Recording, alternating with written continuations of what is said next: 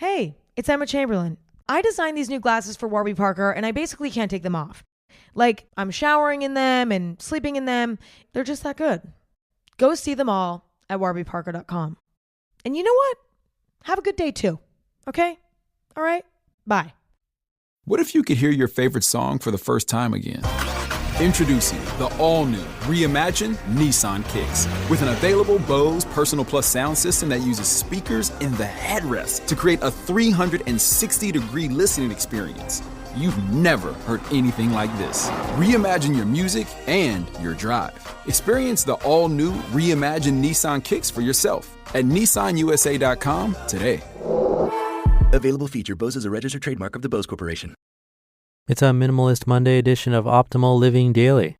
3 Places to Put Away the Smartphone by Anthony Ongaro of breakthetwitch.com. And I'm Justin Malik. Happy Monday. Welcome back to Optimal Living Daily, or the OLD podcast, where I read to you from some of the best blogs I can find and get permission from, mostly covering personal development and minimalism on this show. For now, let's get right to it and start optimizing your life. 3 Places to Put Away the Smartphone by Anthony Ongaro of breakthetwitch.com. I would love to say that my smartphone use is completely under control, but that would be a bold-faced lie. While I'm much more conscious of the times that I might get distracted, the temptation to look at my phone still persists. It's just so darn easy to pick up my phone and mindlessly scroll through Twitter while I'm sitting at the kitchen table having a snack. That being said, it's definitely not the ideal way to spend that time and could be significantly improved. My vision for how I'd rather be living periodically looks a little different from what is actually happening. I imagine myself only using my phone, social media, and email for about an hour per day total. Every day at the same time I sit down, maybe around 2 p.m., and spend an hour scheduling social media, checking up on friends, writing and replying to emails. Then I put my phone away and go about my life, writing, making videos, playing piano, and working. I know that it can be difficult to create boundaries with our technology, but it's doable and so incredibly beneficial. There are 3 key places where putting down the smartphone makes a ton of sense. Science even backs me up on this one, at least for most of it. With that in mind, the 3 places you should put away the smartphone are kitchen table. There are many things that happen at the kitchen table, but the most common thing, at least should be, eating. First of all, there is significant evidence that distracted eating is horrible for us. When we use our phones at the table, especially while eating, we're paying less attention to the food we're consuming. That means we enjoy our food less, we tend to overeat, and consequently not even remember what we ate. Turns out having a strong memory of eating leads to less snacking later on after the meal. None of this is even considering whether there is another human being at the table. It's been shown that spending time together while eating has incredibly positive benefits. And if our attention is given to a smartphone or TV, it's simply not the case. This is when we should be spending time with our family, friends, whether over food or not. If you're flying solo, take the time to eat mindfully, enjoy and appreciate the food. The phone takes away from enjoying what's in front of us. Bed. As a part of my recently discussed morning routine, I decided that I wouldn't use my phone for the first hour of every day. Previously, I did this: wake up, mindlessly scroll through emails, news, and social media until rolling out of bed maybe 20 minutes later. Later in the day, I'd realize I had deleted something that I actually need to respond to or deal with. When we wake up, we're setting the tone for the entire day. It's where the phrase waking up on the wrong side of the bed comes from, right? Why allow extraneous information and external consequences outside of our control affect our mood and excitement for the day to come? Wake up, do your routine, start the day strong. You can deal with whatever lies on the other end of the glowing screen once you're up and ready for the day. The bed is a sacred place and must be treated as such. Study after study has proven that sleep is practically a performance-enhancing drug. Whether or not you believe it, the blue spectrum light from tablets and smartphones actually messes with our ability to fall asleep and in fact might be killing us. Glowing screens don't belong in bed pretty much ever. Read a book, talk to your spouse or partner, or perhaps consider the vastness of the universe. Did you know that a Googleplex is not only a real number, but in fact a number so big that if every grain of sand on Earth were a whole other Earth full of grains of sand, there would still be less than a Googleplex grains of sand in that whole situation? Think about that for a minute. Bathroom. I'm not going to do any Googling to give scientific data for this one, but stay with me here. Often a bathroom break is one of the few times we get to walk away from our desks, our computers, and zone out for a minute. I think we have this fear of what will happen if we allow our minds to be bored.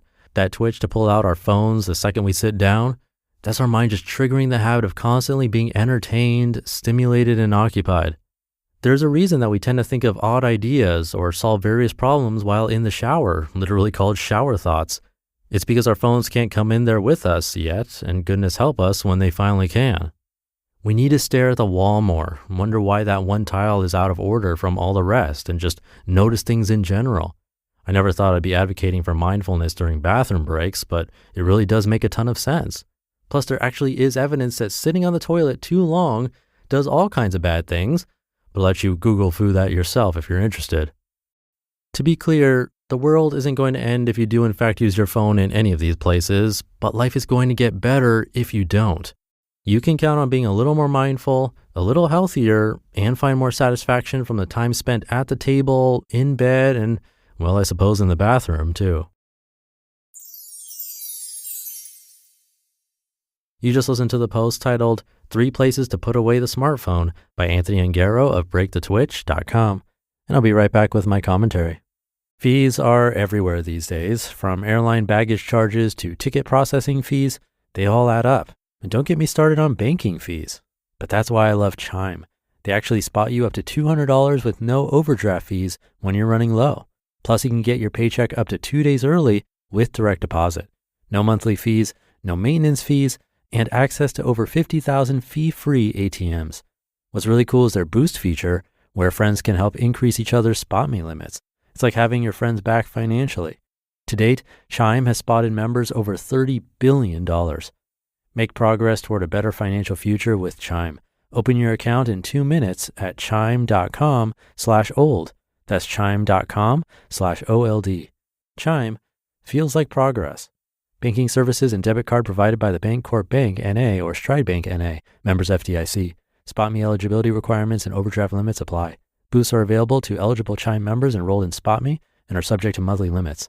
Timing depends on submission of payment file. Fees apply at out-of-network ATMs. Hey, I'm Ryan Reynolds. Recently, I asked Mint Mobile's legal team if big wireless companies are allowed to raise prices due to inflation. They said yes. And then when I asked if raising prices technically violates those onerous 2-year contracts, they said, "What the f*** are you talking about, you insane Hollywood ass?" So to recap, we're cutting the price of Mint Unlimited from $30 a month to just $15 a month. Give it a try at mintmobile.com/switch. $45 up front for 3 months plus taxes and fees. Promo rate for new customers for limited time. Unlimited more than 40 gigabytes per month. Slows full terms at mintmobile.com. Thank you, Anthony. I've definitely struggled with phone use over the years. When I first started this podcast, I was constantly checking stats, responding to emails, looking at social media. It feels like pretty much all the time. And even now, while I am better at it, I still catch myself reaching for my phone way more often than I'd like. That part about waking up and immediately checking your phone, I used to do exactly that, but lately I've been trying something different. Instead of looking at my phone first thing, I go outside and get some sun. It's become a nice little morning ritual that helps me start the day better than scrolling through notifications ever did. And the bathroom one made me laugh because it's so true. We really do need those moments of just letting our minds wander. I learned this during my time at a meditation retreat. Sometimes the best insights come when we're not constantly stimulated or entertained. Our brains kind of need that downtime to process and just be. The kitchen table point is huge too. I'm definitely guilty of mindless eating while looking at my phone. My brother, who hosts Optimal Health Daily, has talked about this on his show. How distracted eating can lead to overeating because we're not paying attention to our food or our body's signals. So good stuff to think about today. Thank you again to Anthony, and thank you for being here every day and optimizing your life along with me. Really means a lot. Have a great rest of your day and start to your week, and I'll see you tomorrow as usual, where your optimal life awaits.